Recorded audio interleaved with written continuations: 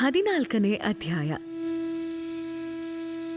ನಾಂದೇಡದ ರತನಜಿ ವಾಡಿಯ ದಕ್ಷಿಣೆಯ ಮೀಮಾಂಸೆ. ಬಾಬಾರವರ ಜೀವನ ಬಹು ಮಧುರವಾದದ್ದು. ಅವರ ಅನೇಕ ಕೆಲಸಗಳು ಮತ್ತು ಸ್ವಾಭಾವಿಕ ಹೊರಹೊಮ್ಮುತ್ತಿದ್ದ ವಚನಗಳು ಸಹ ಅಂತೆಯೇ ಮಧುರವಾಗಿದ್ದವು. ಅವರ ಜೀವನವು ಹರ್ಷದ ಪ್ರತಿರೂಪ. ಅವರು ಭಕ್ತರಿಗೋಸ್ಕರ ಕರ್ತವ್ಯ ತತ್ಪರತೆಯನ್ನು ಬೋಧಿಸುವ ಕಥೆಗಳನ್ನು ಹೇಳುತ್ತಿದ್ದರು. ಜನಕೋಟಿಯು ಸುಖವಾಗಿ ಬಾಳಬೇಕೆಂಬುದೇ ಅವರ ಧ್ಯೇಯವಾಗಿದ್ದಿತು. ಆದರೆ ಜೀವನದ ಗುರಿಯನ್ನು ಸಾಧಿಸಲು ಜನರು ಜಾಗೃತರಾಗಬೇಕೆಂಬುದು ಅವರ ಅಭಿಪ್ರಾಯ. ಪೂರ್ವಜನ್ಮದ ಸುಕೃತ ಫಲದಿಂದ ಈ ಜನ್ಮವು ಲಭಿಸಿದೆ. ಆದುದರಿಂದ ಈ ಜನ್ಮದಲ್ಲಿ ಮಾನವನು ಭಕ್ತಿ ಮಾರ್ಗವನ್ನ ಅವಲಂಬಿಸಿ ಮುಕ್ತಿಯನ್ನು ಹೊಂದಲು ಪ್ರಯತ್ನ ಮಾಡಬೇಕು.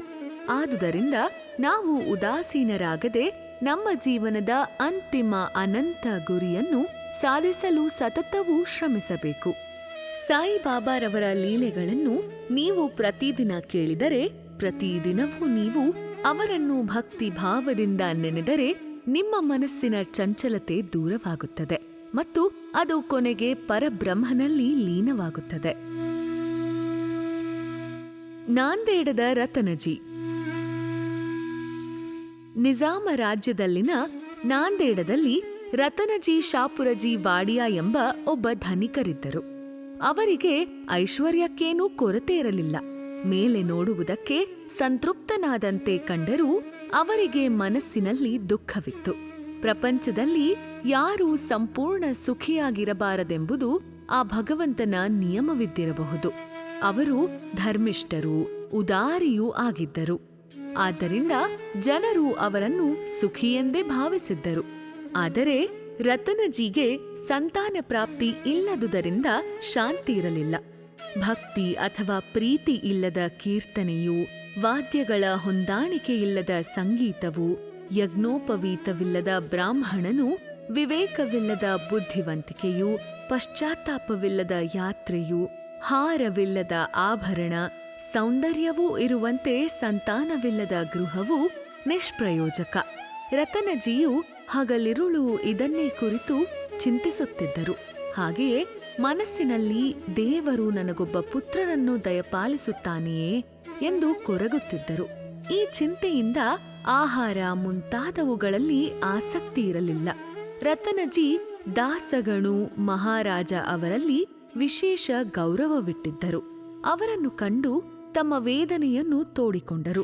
ಆಗ ದಾಸಗಣೂರವರು ಶಿರಡಿಗೆ ಹೋಗಿ ಬಾಬಾರವರಲ್ಲಿ ಬೇಡಿದರೆ ನಿಮ್ಮ ಬಯಕೆ ಕೈಗೂಡುವುದೆಂದರು. ರತನಜಿಯವರು ಶಿರಡಿಗೆ ಹೋಗುವ ಮನಸ್ಸು ಮಾಡಿದರು. ಕೆಲವು ದಿನಗಳ ನಂತರ ಶಿರಡಿಗೆ ಬಂದು ಬಾಬಾರವರ ಪಾದಗಳಿಗೆರಗಿದರು. ಬಾಬಾರವರಿಗೆ ಫಲ ಪುಷ್ಪಗಳನ್ನು ಅರ್ಪಿಸಿದರು. ಅನಂತ ಭಕ್ತಿಯಿಂದ ಬಾಬಾರವರ ಸಮೀಪದಲ್ಲಿ ಕುಳಿತು ಅವರನ್ನು ಪ್ರಾರ್ಥಿಸುತ್ತಾ ಅನೇಕ ಜನರು ಅವರ ಕಷ್ಟ ಕಾಲದಲ್ಲಿ ತಮ್ಮಲ್ಲಿಗೆ ಬಂದು ಕಷ್ಟ ನಿವಾರಣೆ ಮಾಡಬೇಕೆಂದು ಕೇಳಿಕೊಳ್ಳುತ್ತಾರೆ. ಇದನ್ನು ಕೇಳಿ ನಾನೂ ಸಹ ಅತೃಪ್ತಿಯಿಂದ ನಿಮ್ಮ ಪಾದಗಳನ್ನು ಆಶ್ರಯಿಸಿರುತ್ತೇನೆ, ನನ್ನನ್ನು ನಿರಾಶೆಗೊಳಿಸಬೇಡಿ ಎಂದು ಬೇಡಿಕೊಂಡರು. ಆಗ ಬಾಬಾರವರು ರತನಜಿಯವರಿಂದ 5 ರೂಪಾಯಿ ದಕ್ಷಿಣೆ ಕೇಳಿದರು. ರತನಜಿಯವರು 5 ರೂಪಾಯಿ ಕೊಡುವುದರಲ್ಲಿದ್ದರು. ಆಗ ಬಾಬಾ, ನಿನ್ನಿಂದಾಗಲೇ 3 ರೂಪಾಯಿ 14 ಆಣೆ ಬಂದಿದೆ, ಉಳಿದುದನ್ನು ಮಾತ್ರ ಕೊಡು ಎಂದರು. ರತನಜಿಯವರಿಗೆ ಸಮಸ್ಯೆಯಾಯಿತು. ನಂತರ ಸಾಷ್ಟಾಂಗ ನಮಸ್ಕಾರ ಮಾಡಿ ದಕ್ಷಿಣೆಯನ್ನು ಕೊಟ್ಟು ತಮ್ಮ ವೇದನೆಯನ್ನೆಲ್ಲ ತೋಡಿಕೊಂಡು, ಬಾಬಾ ನನಗೊಬ್ಬ ಪುತ್ರನನ್ನು ಆಶೀರ್ವದಿಸಿ ಎಂದು ಅಂಗಲಾಚಿ ಬೇಡಿದರು. ಆಗ ಬಾಬಾ ಅವರ ಮನಸ್ಸು ಕರಗಿ, ಇನ್ನು ಚಿಂತಿಸಬೇಡ ಎಂದು ಹೇಳಿ ಉದೆಯನ್ನು ಕೊಟ್ಟು ಆಶೀರ್ವದಿಸಿ, ದೇವರು ನಿನ್ನ ಬಯಕೆ ಈಡೇರಿಸುತ್ತಾನೆ ಎಂದರು. ಹೀಗೆ ರತನಜಿ ಬಾಬಾರವರ ಆಶೀರ್ವಾದ ಪಡೆದು ನಾಂದೇಡಿಗೆ ಹಿಂತಿರುಗಿ ಬಂದು ನಡೆದುದನ್ನೆಲ್ಲವನ್ನೂ ವಿಶದವಾಗಿ ದಾಸಗಣೂರವರಿಗೆ ತಿಳಿಸಿದರು. ನಾನು ಶಿರಡಿಗೆ ಈ ಹಿಂದೆ ಹೋಗಿಯೇ ಇರಲಿಲ್ಲ. ಅವರು ನನ್ನಿಂದಾಗಲೇ 3 ರೂಪಾಯಿ 14 ಆಣೆ ಬಂದಿದೆ ಎಂದರು. ಅದು ಹೇಗೆ ಎಂದು ಸಹ ಕೇಳಿದರು. ದಾಸಗಣೂರವರಿಗೂ ಸಹ ಇದೊಂದು ಸಮಸ್ಯೆಯಾಯಿತು. ಕೂಡಲೇ ಅವರಿಗೆ ರತನಜಿಯವರು ಕೆಲವು ದಿನಗಳ ಹಿಂದೆ ಒಬ್ಬ ಮಹಮ್ಮದೀಯ ಸಂತರಾದ ಮೌಲ್ವಿ ಸಾಹೇಬರನ್ನು ಸತ್ಕರಿಸಿದ ನೆನಪು ಬಂದಿತು. ರತನಜಿ ಶಿರಡಿಗೆ ಹೋಗುವ ನಿರ್ಧಾರ ಕೈಗೊಂಡ ಸ್ವಲ್ಪ ದಿನಗಳಲ್ಲಿ ಇದು ನಡೆದಿತ್ತು. ದಾಸಗಣೂರವರು ಆ ಸತ್ಕಾರಕ್ಕೆ ಖರ್ಚು ಮಾಡಿದ ಪಟ್ಟಿ ತರಿಸಿ ನೋಡಿದರು. ಸರಿಯಾಗಿ ಲೆಕ್ಕದಲ್ಲಿ 3 ರೂಪಾಯಿ 14 ಆಣೆ ಖರ್ಚಾಗಿತ್ತು. ಆಗ ಬಾಬಾರವರು ಶಿರಡಿಯಲ್ಲಿಯೇ ವಾಸವಾಗಿದ್ದರೂ ಸಹ ಸರ್ವಜ್ಞರು ಎಂಬುದು ಎಲ್ಲರಿಗೂ ವೇದ್ಯವಾಯಿತು. ಈ ರೀತಿ ಅವರಿಗೆ ಪ್ರಪಂಚದ ಆಗು ಹೋಗುಗಳೆಲ್ಲದರ ಬಗ್ಗೆ ಅರಿವಿತ್ತು. ಇದರಿಂದ ರತನಜಿಗೆ ಬಾಬಾರವರಲ್ಲಿ ಭಕ್ತಿ ಮಿಗಿಲಾಯಿತು. ಸ್ವಲ್ಪ ದಿನಗಳ ನಂತರ ಬಾಬಾರವರ ಆಶೀರ್ವಾದದಂತೆ ಅವರಿಗೆ ಪುತ್ರ ಸಂತಾನ ಪ್ರಾಪ್ತಿಯಾಯಿತು. ಇದಾದ ನಂತರ ಅವರಿಗೆ 12 ಮಕ್ಕಳಾದವು. ಅವುಗಳಲ್ಲಿ 4 ಮಾತ್ರ ಬದುಕಿದ್ದವು. ದಕ್ಷಿಣೆಯ ಮೀಮಾಂಸೆ. ಬಾಬಾರವರು ತಮ್ಮನ್ನು ಕಾಣಲು ಬಂದವರೆಲ್ಲರಿಂದಲೂ ಸಾಮಾನ್ಯವಾಗಿ ದಕ್ಷಿಣೆ ಕೇಳುತ್ತಿದ್ದರೆಂಬುದು ಎಲ್ಲರಿಗೂ ತಿಳಿದ ವಿಷಯ. ಅವರು ಶುದ್ಧ ಫಕೀರರು ಮತ್ತು ವಿರಕ್ತರೂ ಆಗಿದ್ದರೆ ದಕ್ಷಿಣೆಯನ್ನೇಕೆ ಕೇಳುತ್ತಿದ್ದರು ಎಂದು ಕೆಲವರು ಪ್ರಶ್ನಿಸಬಹುದು. ಅದಕ್ಕೆ ಉತ್ತರವನ್ನು ಈಗ ಪರಿಶೀಲಿಸೋಣ. ಮೊದಮೊದಲು ಬಾಬಾ ಯಾರಿಂದಲೂ ಏನನ್ನೂ ತೆಗೆದುಕೊಳ್ಳುತ್ತಿರಲಿಲ್ಲ. ಉರಿದು ತುಂಡು ತುಂಡಾಗಿದ್ದ ಬೆಂಕಿ ಕಡ್ಡಿಗಳನ್ನು ಆಯ್ದು ಕಿಸೆಯಲ್ಲಿ ತುಂಬಿಕೊಳ್ಳುತ್ತಿದ್ದರು. ಅವರ ಮುಂದೆ ಹಣ ಇಟ್ಟರೆ ಅದರಿಂದ ಎಣ್ಣೆ ಮತ್ತು ಹೊಗೆಸೊಪ್ಪು ಕೊಂಡುಕೊಳ್ಳುತ್ತಿದ್ದರು. ಅವರಿಗೆ ಹೊಗೆಸೊಪ್ಪೆಂದರೆ ಬಹಳ ಇಷ್ಟವಾಗಿತ್ತು. ಸಂತರ ದರ್ಶನಕ್ಕೆ ಬರಿಗೈಯಿಂದ ಹೋಗಬಾರದು ಎಂಬ ರೂಢಿ ಇದ್ದುದರಿಂದ ಕೆಲವರು ಅವರ ಮುಂದೆ ಕೆಲವು ತಾಮ್ರದ ನಾಣ್ಯಗಳನ್ನಿಟ್ಟು ಬರುತ್ತಿದ್ದರು. 2-3 ಕಾಸು ಇಟ್ಟಿರುವುದನ್ನು ಕಂಡರೆ ಹೆಚ್ಚಾದುದನ್ನು ಕೂಡಲೇ ಬಾಬಾ ಹಿಂತಿರುಗಿಸುತ್ತಿದ್ದರು. ಈ ರೀತಿ ಬಾಬಾರವರ ಕೀರ್ತಿ ದೇಶದ ಮೂಲೆ ಮೂಲೆಗಳಲ್ಲಿಯೂ ಹರಡಿತು. ಮಸೀದಿಯಲ್ಲಿ ಭಕ್ತರ ಜನಸಂದಣಿ ಆರಂಭವಾಯಿತು. ಆಗ ಬಾಬಾರವರು ಅವರಿಂದ ದಕ್ಷಿಣೆ ಕೇಳ ಹತ್ತಿದರು. ದಕ್ಷಿಣೆ ಇಲ್ಲದೆ ದೇವರ ಪೂಜೆ ವ್ಯರ್ಥವೆಂದು ಶ್ರುತಿಯಲ್ಲಿ ವೇದದಲ್ಲಿ ಹೇಳಲಾಗಿದೆ. ದೇವರ ಪೂಜೆಗೆ ದಕ್ಷಿಣೆ ಅವಶ್ಯಕವಾದರೆ ಯೋಗಿಗಳ ಪೂಜೆಗೆ ಬೇಡವೇ? ಶಾಸ್ತ್ರಗಳು ದೇವರನ್ನೇ ಆಗಲಿ, ದೊರೆಯನ್ನೇ ಆಗಲಿ, ಯೋಗಿಗಳನ್ನೇ ಆಗಲಿ, ಗುರವನ್ನೇ ಆಗಲಿ ಕಾಣಲು ಹೋದರೆ ಬರಿಗೈಯಲ್ಲಿ ಹೋಗಬಾರದೆಂದು ನಮಗೆ ವಿಧಿಸಿವೆ. ಈ ಸಂದರ್ಭದಲ್ಲಿ ಉಪನಿಷತ್ತುಗಳಲ್ಲಿ ಈ ವಿಚಾರವಾಗಿ ಏನು ಹೇಳಲಾಗಿದೆ ಎಂಬುದನ್ನು ನೋಡೋಣ. ಪ್ರಜಾಪತಿಯು ದೇವತೆಗಳನ್ನು, ಅಸುರರನ್ನು, ಮಾನವರನ್ನು ದಾ ಎಂಬ ಒಂದೇ ಅಕ್ಷರದಿಂದ ಸಂಬೋಧಿಸಿದನೆಂದು ಬೃಹದಾರಣ್ಯಕ ಉಪನಿಷತ್ತಿನಲ್ಲಿ ಹೇಳಲಾಗಿದೆ. ದೇವತೆಗಳು ಇದರಿಂದ ಧರ್ಮವನ್ನು ಅಭ್ಯಾಸ ಮಾಡಬೇಕೆಂದು ತಿಳಿದುಕೊಂಡರು. ಮಾನವರು ದಾನ ಮಾಡಬೇಕೆಂದು ತಿಳಿದುಕೊಂಡರು. ಅಸುರರು ದಯೆಯನ್ನು ಅಭ್ಯಾಸ ಮಾಡಬೇಕೆಂದು ತಿಳಿದುಕೊಂಡರು. ಮಾನವರಿಗೆ ದಾನ ಧರ್ಮವು ಶಿಫಾರಸ್ಸು ಮಾಡಲ್ಪಟ್ಟಿದೆ. ತೈತ್ರೇಯ ಉಪನಿಷತ್ತಿನಲ್ಲಿಯೂ ಸಹ ಗುರುವು ತನ್ನ ಶಿಷ್ಯರಿಗೆ ದಾನ ಧರ್ಮವನ್ನು ಅಭ್ಯಾಸ ಮಾಡಬೇಕೆಂದು ಹೇಳಿರುತ್ತಾರೆ. ಧರ್ಮದ ವಿಚಾರವಾದಿ ವಿಶ್ವಾಸದಿಂದಲಾದರೂ ಅಥವಾ ವಿಶ್ವಾಸವಿಲ್ಲದೆಯೂ ಧರ್ಮ ಮಾಡು ಎಂದು ಹೇಳಲಾಗಿದೆ. ಆದರೆ ಔದಾರ್ಯ ಮತ್ತು ದಯೆಯಿಂದ ದಾನ ಮಾಡಬೇಕು. ಬಾಬಾರವರು ಈ ಪಾಠವನ್ನು ಕಲಿಸಲಿಕ್ಕೋಸ್ಕರವೇ ಎಲ್ಲರಿಂದಲೂ ದಕ್ಷಿಣೆ ಕೇಳುತ್ತಿದ್ದರು.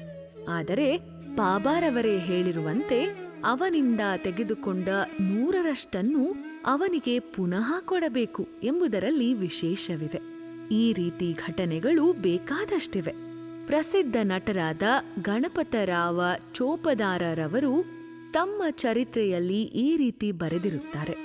ಬಾಬಾರವರು ಆಗಾಗ್ಗೆ ನನ್ನಿಂದ ದಕ್ಷಿಣೆ ಕೇಳುತ್ತಿದ್ದುದರಿಂದ ನನ್ನ ಭಂಡಾರವೆಲ್ಲವೂ ಬರಿದಾಯಿತು. ಆದರೆ ಕೊನೆಯಲ್ಲಿ ನನಗೆ ಹಣದ ಕೊರತೆಯಿರಲಿಲ್ಲ ಎಂದು. ದಕ್ಷಿಣೆಯ ಇನ್ನೂ ಕೆಲವು ಅರ್ಥಗಳು ಈ ರೀತಿ ಇವೆ. ಬಾಬಾರವರು ಅತಿ ಹೆಚ್ಚಾದ ದಕ್ಷಿಣೆ ಕೇಳುತ್ತಿರಲಿಲ್ಲ. ಇದನ್ನು ಸಮರ್ಥಿಸುವ ಉದಾಹರಣೆಗಳು ಈ ಕೆಳಕಂಡಂತಿವೆ. ಬಾಬಾರವರು ಪ್ರೊಫೆಸರ್ ನಾರ್ಕೆಯವರನ್ನು 15 ರು ದಕ್ಷಿಣೆ ಕೇಳಿದಾಗ ಅವರು ತಮ್ಮ ಹತ್ತಿರ ಹಣವಿಲ್ಲ ಎಂದು ಹೇಳಿದರು. ಆಗ ಬಾಬಾರವರು, ನನಗೆ ಗೊತ್ತು, ನೀನು ಈಗ ಯೋಗ ವಾಸಿಷ್ಠವನ್ನು ಓದುತ್ತಿದ್ದೀಯಲ್ಲವೇ, ಅದರಿಂದ ಕೊಡು ಎಂದರು.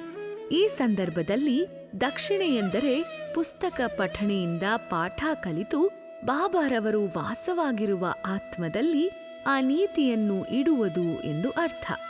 ಬಾಬಾರವರು ಶ್ರೀಮತಿ ತರ್ಖಡರವರಿಂದ 6 ರೂಪಾಯಿ ದಕ್ಷಿಣೆಯನ್ನು ಕೇಳಿದರು. ಅವರ ಹತ್ತಿರ ಹಣವಿಲ್ಲದುದರಿಂದ ಅವರಿಗೆ ವ್ಯಥೆಯಾಯಿತು. ಆಗ ಅವರ ಪತಿಯು, ಬಾಬಾರವರು ನಿನ್ನಿಂದ ಕೇಳಿದ್ದು ನಿನ್ನ ಅಂತರಂಗದ 6 ಶತ್ರುಗಳನ್ನು, ಮೋಹ, ಮಮತೆ, ಆಶೆ ಇತ್ಯಾದಿಗಳು ಎಂದರು. ಬಾಬಾರವರು ಒಪ್ಪಿಕೊಂಡರು. ಬಾಬಾರವರು ಶೇಖರಿಸುತ್ತಿದ್ದ ದಕ್ಷಿಣೆಯನ್ನು ಅದೇ ದಿನ ಸರ್ವರಿಗೂ ಹಂಚಿ ಮಾರನೇ ದಿನ ಎಂದಿನಂತೆ ಫಕೀರರಾಗುತ್ತಿದ್ದರೆಂಬುದನ್ನ ನಾವು ಇಲ್ಲಿ ಮುಖ್ಯವಾಗಿ ಗಮನಿಸಬೇಕು. ಸಾವಿರಾರು ರೂಪಾಯಿಗಳನ್ನು ದಕ್ಷಿಣೆಯಾಗಿ ತೆಗೆದುಕೊಂಡ ಬಾಬಾರವರ ಹತ್ತಿರ ಅವರು ಸಮಾಧಿಯಾದಾಗ ಕೇವಲ ಸ್ವಲ್ಪ ಹಣವಿತ್ತು. ನಿಜವಾಗಿ ಹೇಳುವುದಾದರೆ ದಕ್ಷಿಣೆಯಿಂದ ತಮ್ಮ ಭಕ್ತಿಗೆ ಸನ್ಯಾಸ ಮತ್ತು ಪರಿಶುದ್ಧತೆಯ ಪಾಠ ಕಲಿಸುವುದೇ ಅವರ ಮುಖ್ಯ ಧ್ಯೇಯವಾಗಿತ್ತು. ಠಾಣಾದ ನಿವೃತ್ತ ಮಾಮಲೆದಾರರಾದ ಶ್ರೀ ಬಿ.ವಿ. ದೇವರವರು ಬಾಬಾರವರು ಕೇಳದಿದ್ದರೂ ಸಹ ತಾವಾಗಿಯೇ ದಕ್ಷಿಣೆ ಕೊಡುತ್ತಿದ್ದರು. ಕೆಲವು ಸಾರಿ ಸ್ವೀಕರಿಸುತ್ತಿದ್ದರು, ಕೆಲವು ಸಾರಿ ನಿರಾಕರಿಸುತ್ತಿದ್ದರು. ಬಾಬಾರವರು ದಕ್ಷಿಣೆ ಕೇಳಲಿ, ಅನಂತರ ಕೊಡೋಣವೆಂದು ಯೋಚಿಸುತ್ತಿದ್ದವರಿಂದ ತೆಗೆದುಕೊಳ್ಳುತ್ತಲೇ ಇರಲಿಲ್ಲ. ಭಕ್ತರ ಶಕ್ತ್ಯಾನುಸಾರ ದಕ್ಷಿಣೆ ಕೇಳಿ ತೆಗೆದುಕೊಳ್ಳುತ್ತಿದ್ದರು. ಆದರೆ ಐಶ್ವರ್ಯವಂತರಿಗೆ ಅಥವಾ ಕಡು ಬಡವರಿಗೆ ಕೇಳುತ್ತಿರಲಿಲ್ಲ. ದಕ್ಷಿಣೆ ಕೇಳಿದಾಗ ಕೊಡದಿದ್ದರೆ ಕೋಪಗೊಳ್ಳುತ್ತಲೂ ಸಹ ಇರಲಿಲ್ಲ. ಭಕ್ತರು ಇನ್ನೊಬ್ಬರ ಸಂಗಡ ದಕ್ಷಿಣೆ ಕೊಟ್ಟು ಕಳುಹಿಸಿದಾಗ ಅವರು ಅದನ್ನು ಕೊಡಲು ಮರೆತರೆ ಬಾಬಾರವರೇ ಅದನ್ನು ಜ್ಞಾಪಿಸಿ ಪಡೆಯುತ್ತಿದ್ದರು. ಅನೇಕ ವೇಳೆ ಕೆಲವು ಹಣವನ್ನು ಮರಳಿ ಕೊಟ್ಟು ದೇವರ ಪೂಜಾ ಗೃಹದಲ್ಲಿಟ್ಟು ಪೂಜಿಸುವಂತೆ ಹೇಳುತ್ತಿದ್ದರು. ಇದರಿಂದ ಭಕ್ತರಿಗೆ ಒಳ್ಳೆಯದಾಗುತ್ತಿತ್ತು. ಅನೇಕ ಸಲ ಭಕ್ತರು ತಾವು ಕೊಡುತ್ತೇವೆಂದು ಹೇಳಿಕೊಂಡಿದ್ದುದಕ್ಕಿಂತ ಹೆಚ್ಚಾದ ದಕ್ಷಿಣೆಯನ್ನು ಅರ್ಪಿಸಿದಾಗ ಆ ಹೆಚ್ಚಾದ ಹಣವನ್ನು ಹಿಂತಿರುಗಿ ಕೊಟ್ಟು ಬಿಡುತ್ತಿದ್ದರು. ಕೆಲವು ಸಲ ಭಕ್ತರ ಮನಸ್ಸಿನಲ್ಲಿ ಇದ್ದುದಕ್ಕಿಂತ ಹೆಚ್ಚಾಗಿ ದಕ್ಷಿಣೆ ಕೇಳುತ್ತಲೂ ಇದ್ದರು. ಹಣವಿಲ್ಲದಿದ್ದ ಪಕ್ಷದಲ್ಲಿ ಸಾಲ ಮಾಡಿಯಾದರೂ ಕೊಡಿರಿ ಎಂದು ಹೇಳಿದ ಪ್ರಸಂಗಗಳೂ ಇದ್ದವು. ಕೆಲವರಿಂದ ದಿನದಲ್ಲಿ 3-4 ಬಾರಿ ದಕ್ಷಿಣೆ ಕೇಳಿ ತೆಗೆದುಕೊಳ್ಳುತ್ತಿದ್ದರು. ದಕ್ಷಿಣೆ ರೂಪವಾಗಿ ಸಂಪಾದಿಸಿದ ಹಣದಲ್ಲಿ ಕೇವಲ ಸ್ವಲ್ಪ ಭಾಗ ಮಾತ್ರ ತಮ್ಮ ಸ್ವಂತ ಖರ್ಚಿಗೆಂದು ಇಡುತ್ತಿದ್ದರು. ಆದ್ದರಿಂದ ತಂಬಾಕು ಮತ್ತು ಧುನಿಗೋಸ್ಕರ ಕಟ್ಟಿಗೆ ಇವುಗಳನ್ನು ತೆಗೆದುಕೊಳ್ಳುತ್ತಿದ್ದರು. ಉಳಿದ ಹಣವನ್ನು ಕೆಲವು ಭಕ್ತರಿಗೆ ಹಂಚುತ್ತಿದ್ದರು. ಶಿರಡಿ ಸಂಸ್ಥಾನಕ್ಕೆ ಸಮಸ್ತ ಪದಾರ್ಥಗಳನ್ನು ರಾಧಾಕೃಷ್ಣ ಮಾಯಿಯ ಸಲಹೆಯ ಮೇರೆಗೆ ಭಕ್ತರು ಒದಗಿಸುತ್ತಿದ್ದರು. ಬಾಬಾರವರು ಹೆಚ್ಚಿನ ಬೆಲೆಯ ಪದಾರ್ಥಗಳನ್ನು ತಂದವರ ಮೇಲೆ ಕೋಪಗೊಳ್ಳುತ್ತಿದ್ದರು. ಅವರು ಒಂದು ದಿನ ನಾನಾರವರಿಗೆ, ನನ್ನ ಆಸ್ತಿ ಎಂದರೆ 1 ಚೂರು ಬಟ್ಟೆ, ಕಫನಿ ಮತ್ತು ಮಣ್ಣಿನ ಪಾತ್ರೆ ಇಷ್ಟೆ. ಈ ಜನರು ಅನಾವಶ್ಯಕವಾದ ಮತ್ತು ಕೆಲಸಕ್ಕೆ ಬಾರದ ಬೆಲೆ ಬಾಳುವಂತಹ ಪದಾರ್ಥಗಳನ್ನು ತಂದು ನನಗೆ ತೊಂದರೆ ಕೊಡುತ್ತಾರೆ ಎಂದು ಹೇಳಿದರು. ಶ್ರೀ ಸಾಯಿ ಪ್ರಣಾಮ.